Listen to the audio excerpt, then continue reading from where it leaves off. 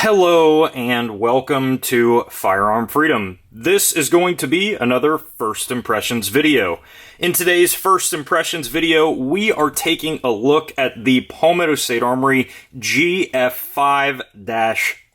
And quickly guys, before we get this video started, as always, if you are looking for ways to support everything that I do here on Firearm Freedom, head down below to that description. There's a bunch of links down there that you guys can check out. And if you are looking to help defeat those YouTube algorithms that are constantly pushing down gun content here on the platform, then be sure to hit that subscribe button, ring the bell, and comment down below. Let me know what you think of these videos. Guys, I am super excited to bring this PSA AK on the channel. This is actually the very first Palmetto State Armory AK variant that I have ever taken a look at here on Firearm Freedom, and I'm not sure exactly why it's taken me so long to dig into the PSA US-made AK world, but once I saw these guys drop, I knew I had to have one. Now, as always, full disclosure behind the companies that I work with here on Firearm Freedom, Palmetto State did not pay me or anything like that to do this review, nor did they want any sort of a positive review. You guys know I've done reviews with Palmetto State Armory in the past as far as getting guns in on the channel, and always they have been an incredible company to work with. They always want unbiased, honest videos, and that's what I really appreciate about PSA, and that's why you consistently see me working with them on the channel. They did give me a slight discount to purchase this rifle because of the review, but that is about it. And guys, I did not mind paying at all for this rifle because as it sits, the price point is really not too bad. And a little bit of a spoiler alert, this thing is pretty freaking awesome. But what makes this rifle different from any of the other GF5s that Palmetto State Armory produces? If you're not familiar with the GF5s, basically what PSA has done is they've taken their standard GF3 and GF4 AKs and kind of gave you something just a little bit stronger and a little bit better.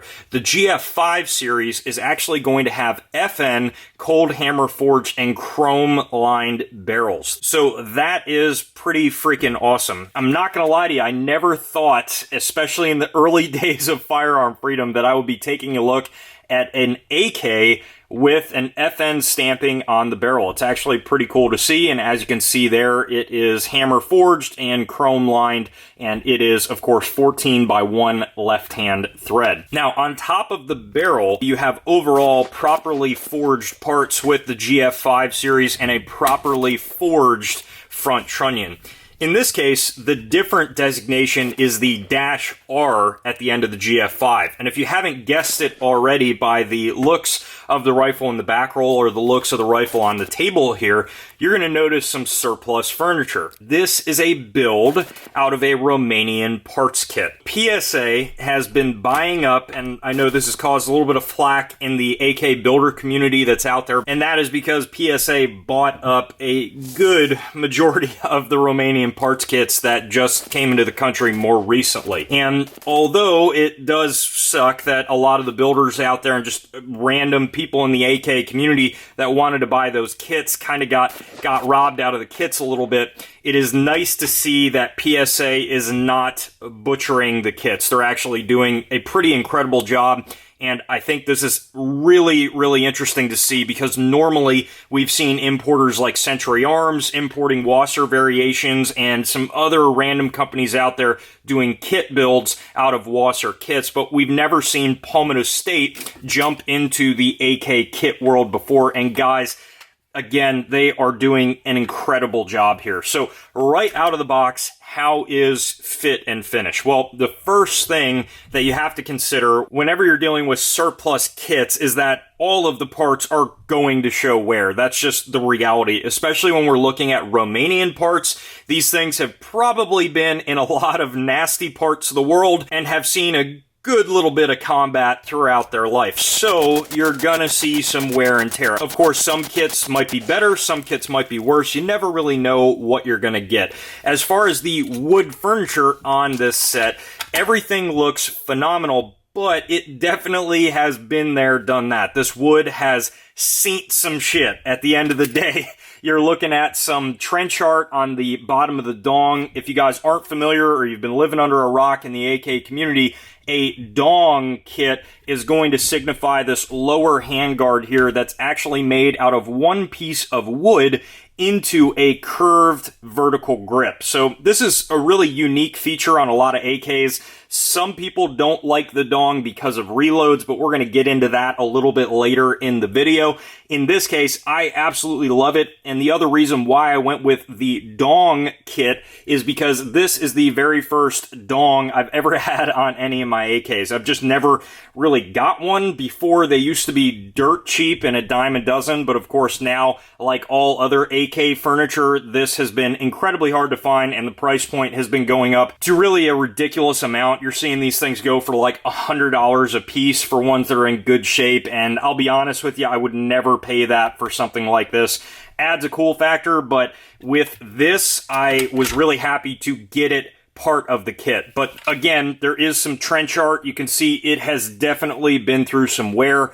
The upper handguard here, the part that is surrounding the gas tube, has got a lot of dings in it. I don't know if that's a little face of trench art there, if that's just somebody bashing the rifle up against the rack and not really caring about it. And then there's also one small crack that may have even happened during the process of PSA folding this back onto the gas tube.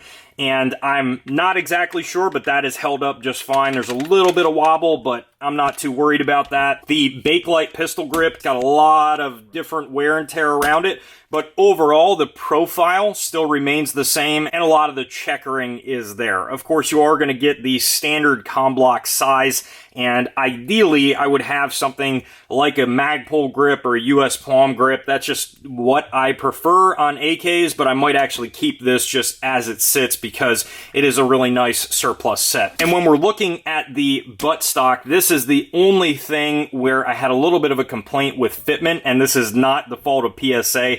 I actually noticed this mentioned in the comment section and the review section underneath this listing on PSA's website, and that was the gap in the stock from the rear trunnion to the actual wood itself. You guys are going to notice a couple centimeter gap all the way around. Now, functionally, this does not matter at all, and the reason why it's not the fault of PSA is because it is just simply where the hole was drilled in the stock itself. So that is an issue on Romania, not PSA, and unfortunately, a lot of the time what you'll see with these stocks, they didn't really care too much about fitment all the time, and what you're going to get from that is, of course, a gap. This could probably be dealt with a little bit of epoxy or some sort of wood putty or something like that, and then re-drilling the hole. I am most definitely not that concerned with it, so I'm just going to leave it how it is, but just be aware that this is something that you could potentially run into with these stock sets. And you'll notice as well that the wood here has definitely just got a little bit oil soaked, and there's some dings and scratches here or there in the wood, and I'm not too concerned with that. It gives the rifle a ton of character, and overall, I'm very, very pleased with the set. The only other complaint that I had about the rifle, and this is just out of box from Palmetto State Armory, was the safety. It was just far, far, far too loose. So it was to the point that I could just, with the nail on one of my fingers, just flop it back and forth with no tension whatsoever. And obviously that is no-go because it could accidentally fly down to fire, or if you are firing the gun, sometimes if it's even that loose, I mean, man, even recoil could have popped that thing back up into the safe position and cause you some issues. So that is a very easy fix. I just put the safety in the vertical position and slowly bent it and essentially tuned the safety until it was really nice and smooth, but still stayed in the proper detents. The other thing that I noticed out of box, which I really, really enjoyed, is the fact that you can almost barely tell, aside from the wood and the internal bolt and bolt carrier group, what was surplus and what was not. And really, I was very impressed. So if you guys couldn't tell already, PSA takes these kits and does a totally fresh nitride finish on everything. So they do have a bunch of different Cerakoted models now, and they also have like more of a battle pickup finish where all your parts are going to be equally as worn as the rifle itself. I have another rifle that has that finish, and that's going to be my Atlantic Firearms RPK, and I really enjoy that. But on this, I just love the fact that the wood furniture is super worn and old school, but the actual rifle itself looks brand freaking new on the outside. You'll notice things like the dust cover. At first, I thought this was a PSA dust cover, just in more of that Romanian ribbed style. The original serial number here, AS0012, is the original serial number to the kit. And as far as overall original serial numbers, I'm proud to say that this thing is actually all matching to the original kit, which is really cool to see. You'll notice here on the front trunnion, which is Romanian. I know a lot of people were like, all right, you know, what's the deal with the front trunnion? That's a huge concern for US-made AKs because that's where a lot of the time the forging is not done properly.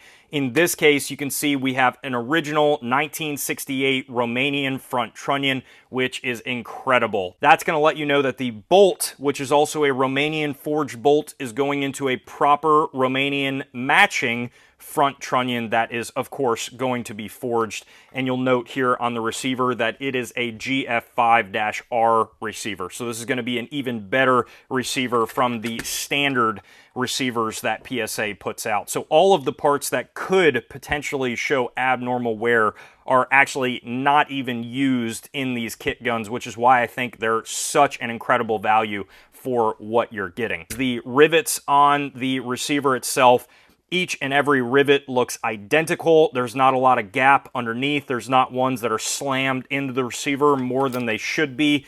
Each rivet looks perfect, which again is very, very nice to see. The only other part that showed a little bit of excess wear is the leaf of the front sight. This is very, very normal for Romanian kit guns, and you can see the leaf on the right-hand side is actually kind of smushed in a little bit, almost like it was dropped or something like that. And to give you guys an idea on just how good the nitriding was, when I first got this out of the box and I was inspecting it at the gun shop that I work at, I noticed that front side. I'm like, oh man, PSA must have, dropped the gun or something when it was being assembled.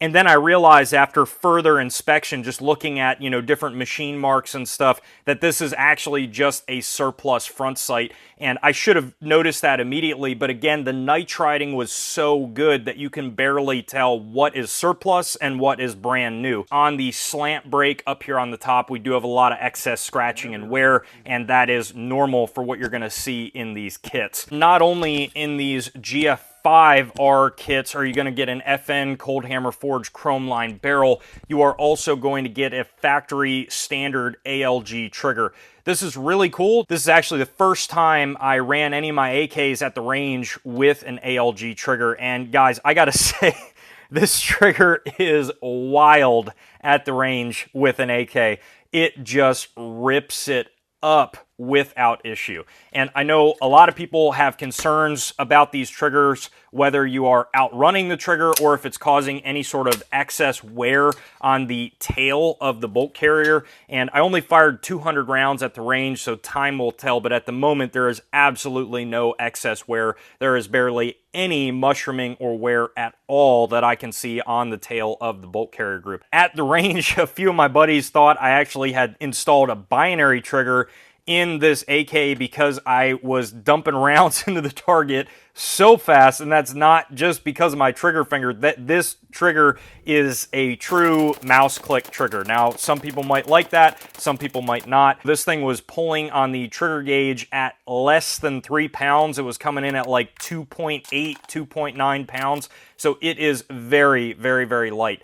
I also did notice, if you guys are unfamiliar with these ALG triggers, occasionally they require some fitting to properly work with the safety. And that fitting involves putting a little steel detent in this slot in the trigger assembly and then slowly filing it to fit with the safety.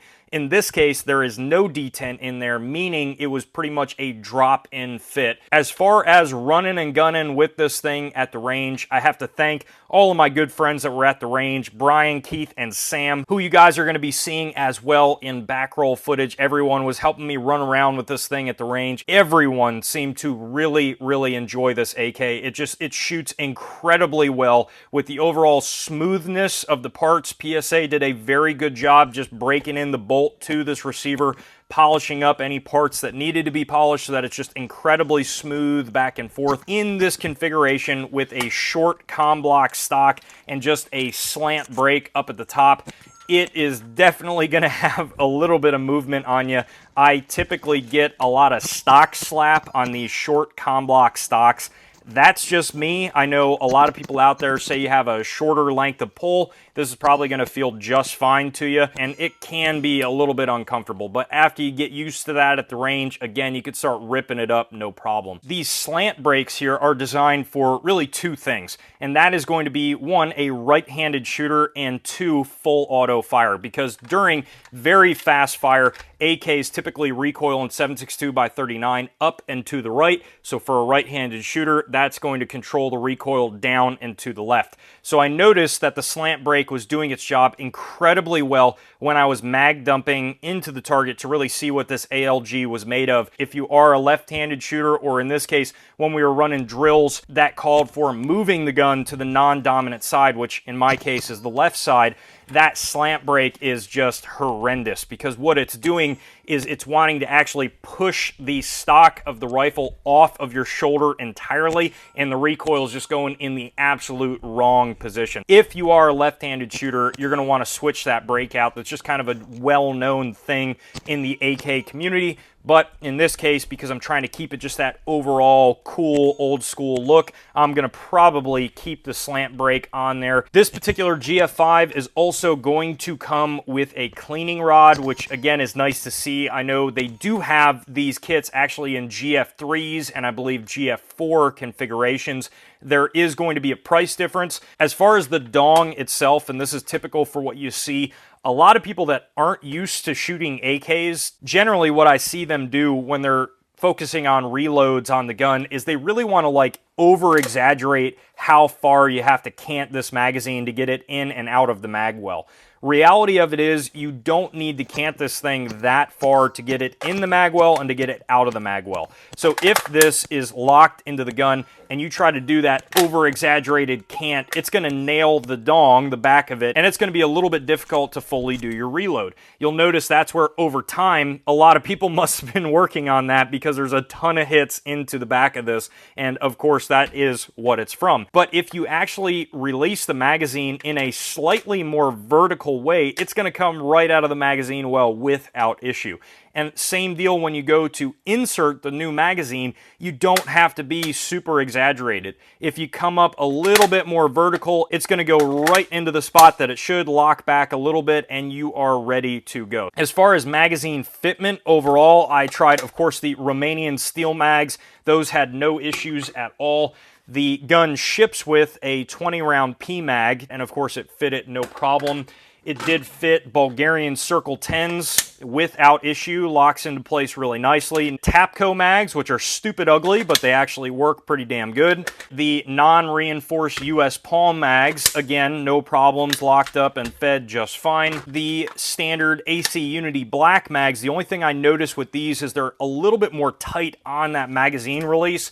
So every time I had to kind of nail that release a little bit with another magazine, and of course it came right out. You guys are going to notice a sling on this setup. Unfortunately, PSA, of course, does not ship it with a comm block sling like this. This is a Bulgarian Arsenal sling that I had laying around at the house. That is going to wrap up this first impressions video. I think PSA knocked it out of the park with these kit guns. I think they are going to make a killing on these, coming out with a wide variety of different models. If you guys have any other questions about this rifle or anything else on the channel, please throw them down below in the comment section, and you guys know I absolutely will get back to you. While you're down there, check out the description for all the links where you can support the channel, and as always, stay tuned for more great videos to come soon.